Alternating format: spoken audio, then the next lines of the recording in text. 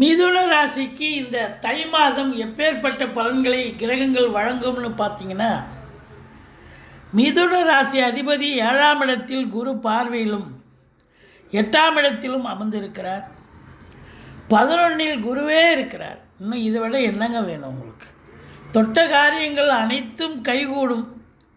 அதே நேரத்தில் உங்களை பொறுத்தவரையிலையும் உறவினர்கள், நண்பர்கள், பிள்ளைகள், குடும்பம், இப்படி தெரிஞ்சவங்க எல்லார்கிட்டையும் இந்த மாதம் இனிமையாக பழகக்கூடிய ஒரு மாதம். குலதெய்வத்துக்கு சந்தோஷமாக போயிட்டு பொங்கல் இட்டு வருவீங்க. மிக மிக அற்புதமான ஒரு மாதம். பணம் பல வகையில் பையை நிரப்பும். தொழிலில் திருப்புமுனை ஏற்பட்டு சம்பாத்தியம் கிடைக்கும். உத்தியோகத்தில் பதவி உயர்வு கண்டிப்பாக கிடைக்கக்கூடிய ஒரு காலகட்டம்.